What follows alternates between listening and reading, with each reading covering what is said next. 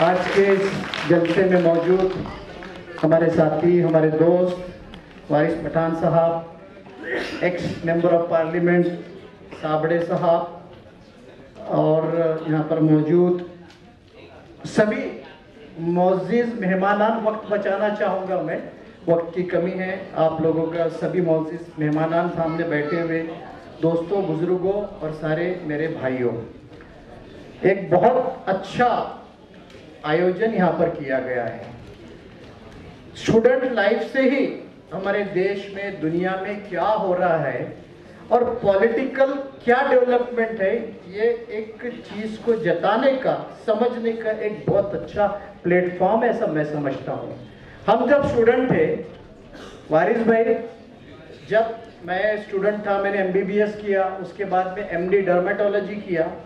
जो भी पॉलिटिक्स समझते थे सिर्फ पेपरों में, न्यूज़पेपर या टीवी पे समझते थे।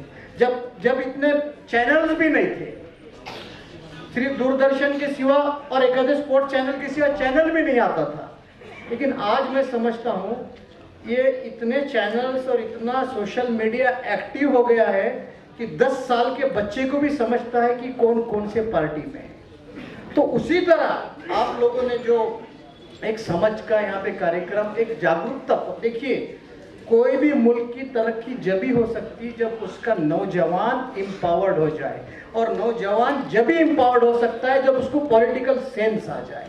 तो एक पॉलिटिकल सेंस क्रिएट करने के लिए आप लोगों ने जो एहतमाम किया, मैं समझता हूँ काबिल तारीफ है। बहुत सी चीजें, बहुत अच्छे क्वेश्चंस आए।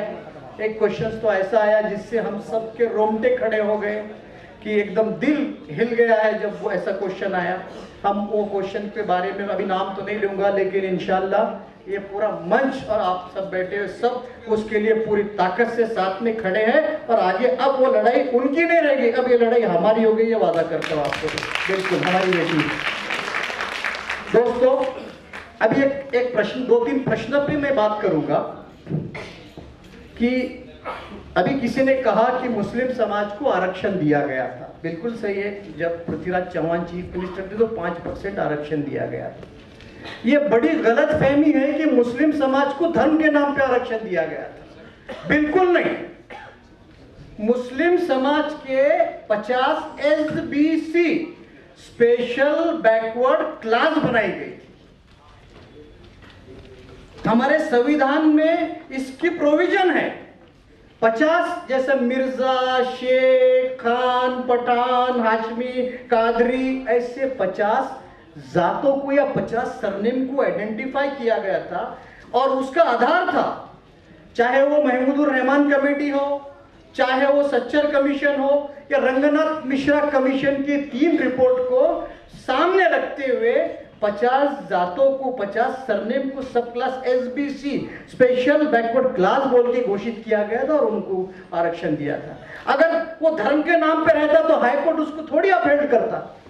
धर्म पे नाम पे आरक्षण देना, हम भी उसके खिलाफ है, लेकिन वो जो आरक्षण मुसलमानों को दिया गया था स्पेशल SBC कैटेगरी में दिया था। ये सबसे पहले समझने की जरूरत है। हम लड़ने के लिए तैयार हो गए, लेकिन कौन से प्रोविजन में आरक्षण दे इसका ही हमको पता नहीं है।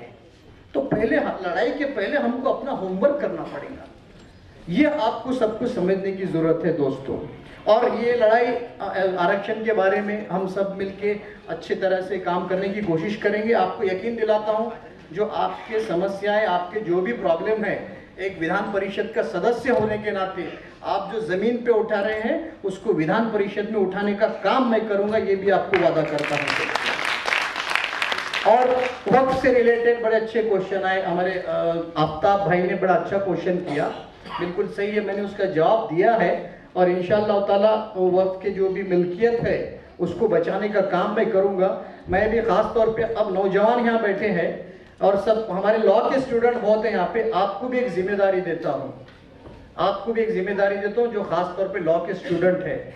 आप भी, अगर आपके नजरों में कहीं वक्त के ऊपर गैर जरूरी पोजीशन करने की इंफॉर्मेशन मिलती है तो डायरेक्ट आप मेरे पास कॉल कीजिए, मुझे फोन कीजिए, मुझे मेल कीजिए। और आपसे भी मैं गुजारिश ये करता हूं कि जब आप लॉयर बन के जाएंगे तो मेरी आपसे गुजारिश है कि ऐसा हो रहा है, वक्त में प्रैक्टिस करने के लिए बहुत कम लोग आगे आ रहे हैं। हमको भी कभी कभी अच्छे पैनल एडवोकेट नहीं मिलते हैं, तो आपसे गुजारिश है, ज्यादा नहीं, आपका लॉ होने के बाद में 6-6 महीने तो भी आप हमको वक्फ के लिए वॉलंटरी सर्विस दीजिए, ये आपसे गुजारिश करने के लिए मैं आया हूं यहाँ पर। दोस्तों, वक्त की कमी है, मेरा 5 मिनट का वक्त दिया था, उससे ज्यादा ही मैंने बोल दिया, लेकिन हाँ, मैंने हमारे जलील साहब का टाइम लिया क्योंकि मुझे यहाँ से औरंगाबाद और परभनी जाना, इसलिए मैंने गुजारिश की थी कि मुझे पहले बोलने का मौका दिया जाए। आप सबका, हमारे सब लोगों को बहुत बहुत शुक्रिया अदा करता हूँ कि इस तरह के जो अवार्ड यूथ पार्लियामेंट का एहतमाम किया गया है। ज़रूरत है कि जगह जगह इसके एहतमाम करने की ज़रूरत है। और यहाँ पर मैं एक चीज़ बताना चाहता हूँ, यहाँ पे स्टूडेंट बैठे हैं, तो आप कंस्ट्रक्टिव क्वेश्चन कीजिए, डिस्ट्रक्शन की तरफ मत जाइए। हमारे को हम यहाँ पर आए हैं तो मशवरा करने के लिए आए। आपको बहुत भविष्य है और आप लोगों के भविष्य के साथ ही हमारे देश का भी भविष्य उज्जवल होगा, ऐसी पूरी मुझे उम्मीद है। इसी के साथ मैं अपनी बात खत्म करता हूँ। बस पुरानी बातों को छोड़ दीजिए। किसी शायर ने कहा है, फूल मुरझा गए तो क्या गम है, खिलने वाली कली की बातें करो। फूल मुरझा गए तो क्या गम है, खिलने वाली कली की बातें करो। ये अंधेरे का तस्करा कब तक, दोस्तों अब रोशनी की बातें करो। बस इतना ही कहता हूँ और अपनी बात खत्म करता हूँ। जय हिंद, जय भारत।